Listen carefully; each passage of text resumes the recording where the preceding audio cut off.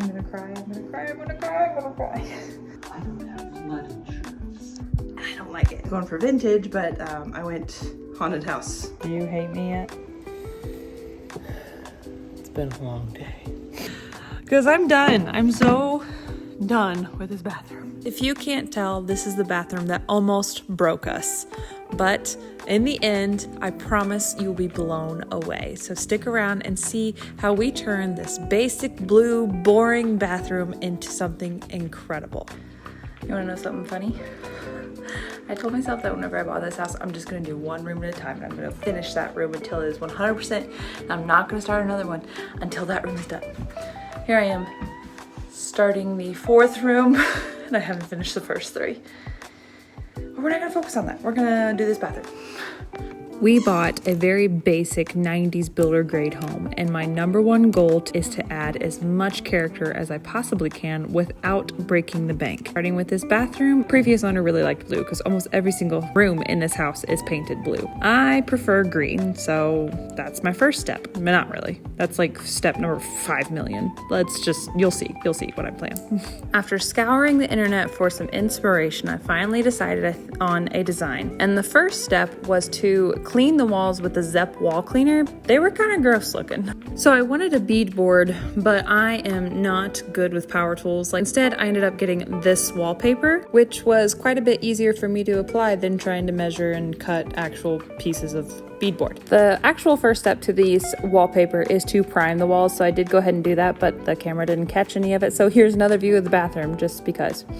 Anyway, so then finally I get another chance to work on it after being sick for a long time. And so just so you know, that's why I look like the way I do in the next video. Oh, for Pete's sake, I can't keep up with anything today. Ah, here it is. The instructions say that I'm supposed to submerge it in water for 30 seconds. So I filled up my bathtub, ready to submerge it, and we'll try our best. After doing this, I actually have a newfound respect for those people that used to wallpaper every single room in their house. Anyway, so I decided how tall I wanted it and then cut it to that length. Submerged it in the bathtub to get it fully wet. Then I was supposed to fold it in half and let it sit for 5 minutes to activate the glue before putting it on my wall.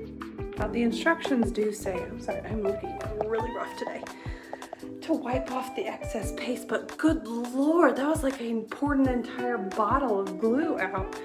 I don't know, is that the way it's supposed to be? I don't know. This was back in December. Today is September, and we're just now getting around to editing this, but I somewhere lost all the footage after this one strip. I mean, like, I seriously got so frustrated at this wallpaper that I was gonna be like, 0 stars, nobody buy this. But that was just because I was getting really impatient and annoyed. So, but overall, if you don't have power tools, I highly recommend. But if I ever had to do it again, I would probably make my husband just cut beadboard. If you are going to use this though. First, you'll need a rolling pin and a rotary cutting tool. So the rolling pin helped me push all the glue to the very top. And then I just used my hands to scoop up the rest of the glue and dump it into a bucket. And then get a towel. I went through so many towels cleaning up the excess glue. We got it done, and now I've been living with it for almost a year now, and I actually kind of like it. So the rotary tool. Guys, when I did an X-Acto knife along the bottom of the baseboard, the wallpaper was just so wet that the X-Acto knife would even tear the wallpaper. But instead of rotary cutting tool, which I just got mine at Dollar Tree, you can just roll it across and it doesn't rip it. It does what it's supposed to do. So yeah, but overall, just good luck. That's all I can say. Just good luck. I survived. You can too. I told you this bathroom almost broke us. See, my husband's even in a cast. I'm just kidding. He fell down the stairs. It's not the bathroom's fault. Anyway, whenever we got all the beadboard up, it was time to put up the trim, and my husband insisted on helping because he doesn't trust me with the nail gun. But he did do all the math, which is what I really needed his help with. And then it was time to caulk and fill in all the holes, including the seams between the wallpaper panels. Mine is almost done with all of the trim work. We just got one more piece over here. I can't really decide if I want to, I know I'm gonna paint at least this part green. I can't decide if I want to paint this part green. I'm considering painting the ceiling green too. Am I crazy? Maybe. But the other option is just paint this down and just paint this and not paint the ceiling, or put wallpaper here. Wallpaper is also an extra cost. I'm trying to kind of keep this down in cost, but I don't know. I can't make up my mind. And now I'm like pacing because I'm like, I don't know what to do. So. If you ever have the joy of getting to know me, you will know that I don't plan, I just start working. So that's what I did. That color. I love it. You're smart. Thank you. You're welcome. You're the best mom in the whole wide world. Thank you, babe. Mom. And it's smart. It's a smart color. It's a smart color? Yeah. Oh. That cute. Is it a cute color? Yeah. But with encouragement like that, I feel like I can tackle the world, right? So I gave 2 coats, first using a brush to the beadboard so I could get in between every single nick and groove and all that, and then used a rolling pin for the second coat. Lived with that for a couple of days before deciding to paint the top portion of it. I was also partially indecisive because we got this paint from Habitat a long time ago and can't get any more. So at first I put up the decor that I already had in the bathroom and I thought it was too modern for it. So I raided my vintage collection and this is how it turned out. Okay, there's like a million kids here, so if you hear a lot of background noise. I've been living with my bathroom for a week or 2 now. I don't like it. I think it's giving creepy grandma vibes. It's not the vibe I was going for. I was going for vintage, but I went haunted house. So we're gonna take all this down, and I'm super scared, but I want to paint the ceiling. I thought about doing it and I chickened out, but I'm gonna do it. So let's do this. The reason I was so scared to paint the ceiling was just because I'm so afraid that this is just a trend for 2025, and here in a couple years they're going to be ripping this out and be like, why on earth did all these millennials paint their ceiling? And you know what? You only live once. So I went ahead and did it. What do you guys think? Bold in a good way, bold in a bad way? How do you guys feel about painting the ceiling? Everything is officially very green. I feel like I need to break up the green a little bit, so I bought wallpaper. More wallpaper, because that's obviously my favorite thing to do. I think this did accomplish the softening up look that I was going for, but peel and stick wallpaper, though it is easier than the other wallpaper, still not something I really want to do in my free time, because matching up the pattern is a pain in the butt. But I got it done, sort of. You'll see what I mean. I'm gonna cry. Okay, so I only had one more strip on this wall to do, and I was trying to decide whether I should go all the way around or just stop on this wall. And so I got online to order more, so I was like, well, how much is it gonna cost if I go all the way around? And they're sold out, and I don't know if they're gonna come back or not, and I'm like freaking out. What am I gonna do? I had already wadded up this piece because I messed it up on the wall above the toilet. There's some major wrinkles in it. Stretched it back out after I wadded it up to try to put it back up there. And the reason that I threw it away is because it was too short. Like, it wasn't too short, and I already tried to make it fit and it wasn't working, so I just like, forget it, and I wadded it up. They're in the bathtub. And then after I saw that they don't have any more, I'm like, So now I am piecing together as much as I can to fill this spot, but I'm fine. So I guess that answers my question of whether I'm gonna go all the way around or not. Pray that they have more in stock. If they do, I'll rip that piece down and do it again, and maybe go all the way around. But until then, this is where we're at. I'm fine, it's fine, we're all fine. In all of the scrap pieces, I didn't have one that matched this exact spot that I needed, so I just cut off a big old chunk and then did that hack of you like cut out shapes so that hopefully you can kind of cover up the fact that there's creases and lines everywhere. And if you're not looking for it, you might not see it, but I'm gonna see it, but we're just gonna strategically place a piece of artwork right where all those seams are. I think I'm happy. I don't know. I've lost all faith in my decorating skills after not liking my first idea, so we'll just keep working on it and see how it goes. After all of that, I decided to make it more complicated for myself by adding a faux brass railing to the shelf. It's something I've always wanted ever since I saw these, but brass railing is crazy expensive. So I decided to DIY it myself using wooden chess pieces and dowel rods. So I was able to get pretty much the whole room done for around $20. If you've been following me for any amount of time, you know that I love rub and buff, and so that's exactly what I did to them. I painted them black and then used the antique gold rubbing buff, which is my favorite product in the whole world. I'll link down to all of this down below if you're interested in trying to create it yourself. But again, if you're going to, have patience. Because this. Do you hate me yet? It's been a long day. They kept breaking on us. It took us quite a while to figure out how to drill the holes in here so I can stick the dowel rods into them, but after borrowing these two tools, we were able to figure it out after quite a few casualties.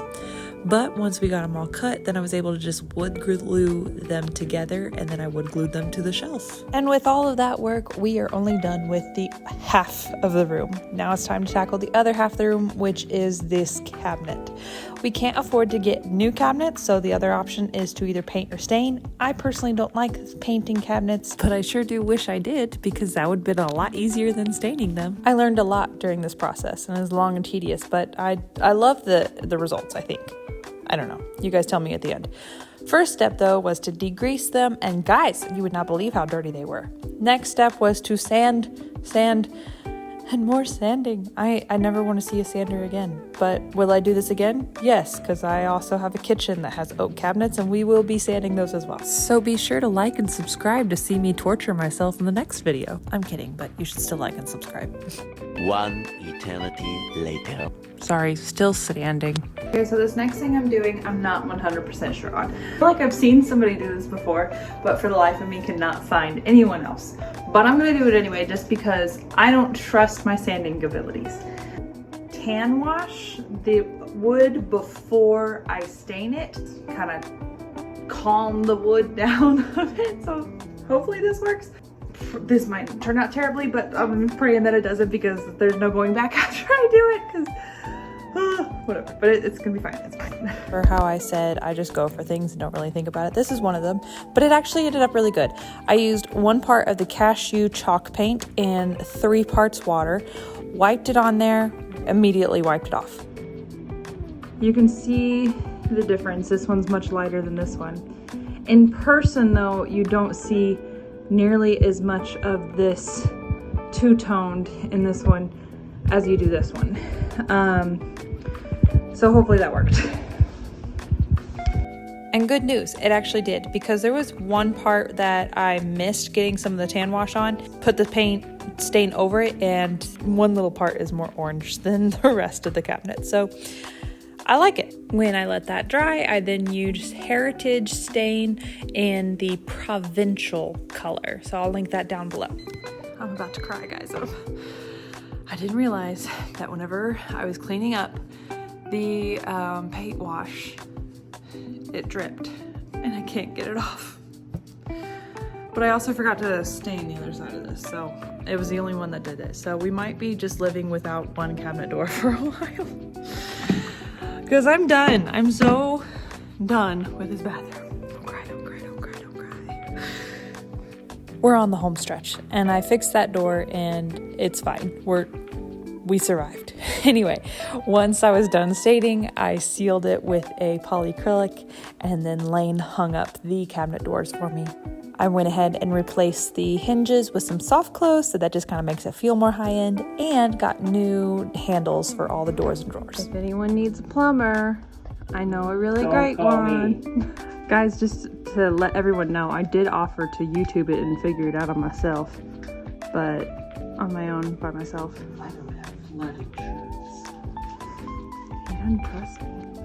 Despite his cranky attitude, he did take it from this to this beautiful thing, but that meant that this didn't match anymore, so I had to fix it. I sanded it down, I painted it black, and then, you guessed it, I rub and buffed it.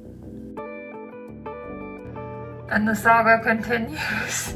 Okay, so it looks fine as long as you don't look at it too hard, but Lane and I did the research and we're like, okay, we gotta do this and then we gotta do this and then we gotta do this.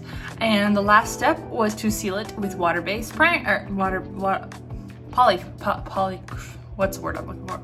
You know what I'm looking for. Water-based. And I told myself, water-based, water-based, water-based. Go downstairs, grab polyacrylic, is that what it's called? Polyurethane, that's what it's called. I say water-based, water-based, water-based. And then for some reason, I still grab oil-based and start doing it. So I'm gonna assume that's why it's peeling off, like, you know, how a sunburned skin peels off. That's about the same thing that this is doing.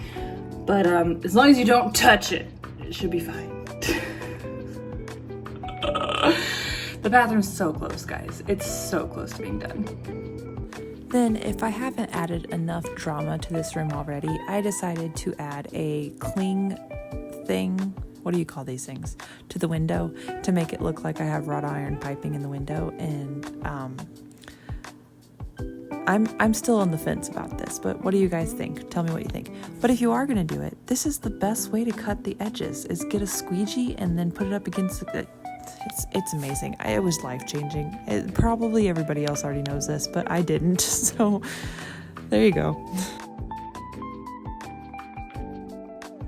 Last thing I did was to add the curtain rod back on, and I decided to hang it all the way up using actual like window curtains. Lane doesn't like it. What do you guys think? But finally, I can decorate it, and hopefully I accomplished a vintage but still organic, a modern cottage type feel to this rather than the creepy grandma this time. But you guys can tell me what you think down in the comments. I would love to hear it. I appreciate you guys staying here for all of the drama. Overall though, I had to think about it. I'm like, nothing really major happened. We didn't like explode anything or found some major thing that would have to cause me to gut the entire thing. Granted, we didn't do any of that to find any of it, so I guess it's still possible that it's in there, but we're not going to think about that. We made it. We survived. I thank you guys for watching. Be sure to like and subscribe, but stick around because you want to see the reveal. But first we have to remind you of what it used to look like. It was boring. It was fine. Like, I really love this house no matter what, but no matter where I live, I have to put my own personal touch on it. Usually it is pretty dramatic. So without further ado, here it is.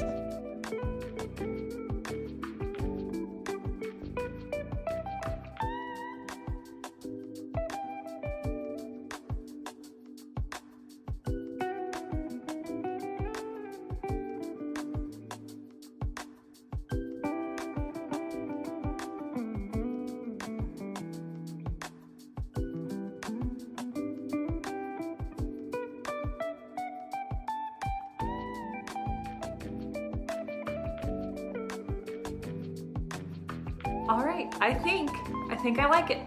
Tell me what you guys think down in the comments. Did it turn out wonderfully like my inspiration, or is it still kind of grandma-y? Me and ChatGPT really had a fun discussion about it for a long time, but I think I got like the organic, more cottagey, modern cottage look that I was trying to go for. The only thing I would still like to do, somehow add a frame to the mirror at some point, but right now it's just not in the budget. I did get this in the mail, so I need to hang it up to hang my toilet paper somewhere. And guess what else came in the mail? The rest of the wallpaper. So now I can redo this one strip. And I went ahead and got all that they had, which they only had 2. So now the question is, should I go ahead and finish, you know, going around here and over there? Or should I just call it good? Or should I go all the way over here and over there too? I don't know. If you enjoyed watching something like this, then you should check out this video as well, because this is not the first time I've tortured myself, and it's definitely not going to be the last time I torture myself with home renovations. So definitely like and subscribe, and I'll see you guys next time.